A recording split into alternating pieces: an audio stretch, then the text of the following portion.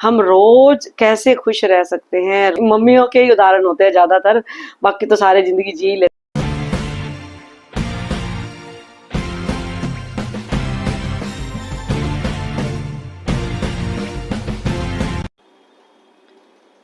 Hey everyone, हर हर गंगे।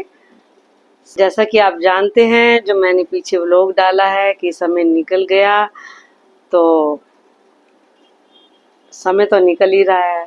ये तो आप सबको मालूम ही है, समय तो रुकता नहीं है, वो तो निकलता ही जाएगा। तो अभी मैं दूसरे व्लॉग नहीं बना पा रही हूँ क्योंकि अभी मैं फैमिली में हूँ, फैमिली मेरे पास है, तो टाइम नहीं लग पा रहा है।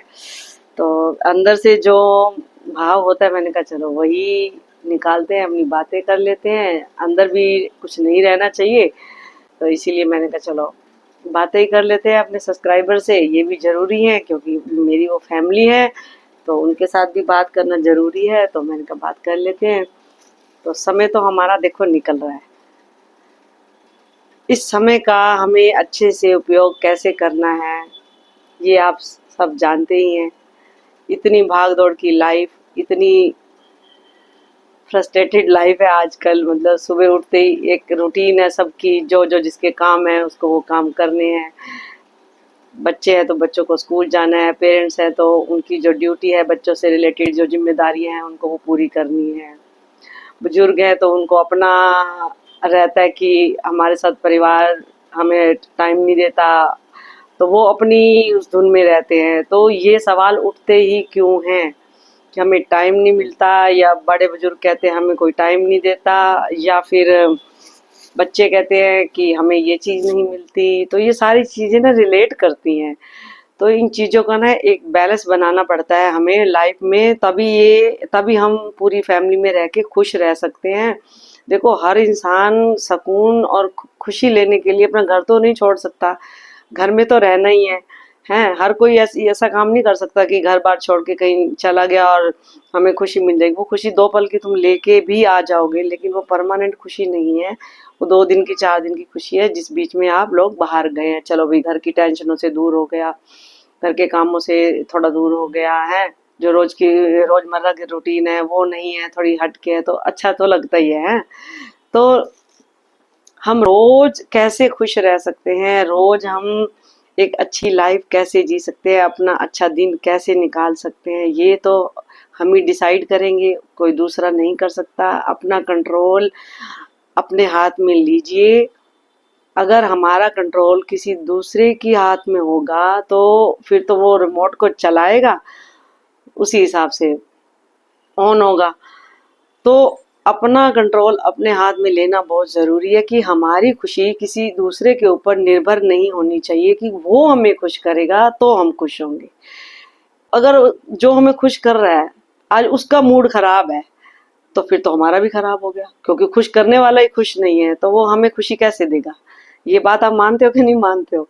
सच है ना ये बात? अगर देखो, एक मम्मी परेशान है घर में किसी बात से, मम्मियों के ही उदाहरण होते हैं ज्यादातर, बाकी तो सारे जिंदगी जी लेते हैं, मम्मियाँ ही नहीं जी पाती हैं।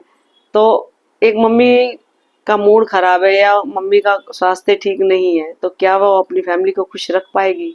नहीं ना। तो इसी ये बात तो सब पे ही लागू है। कोई बच्चा हो, अगर वो भी चिड़चिड़ा है, उसको कोई चीज नहीं मिल रही है जो वो चाह रहा है, तो वो क्या वो किसी से ढंग से बात करेगा? वो भी उदास रहेगा।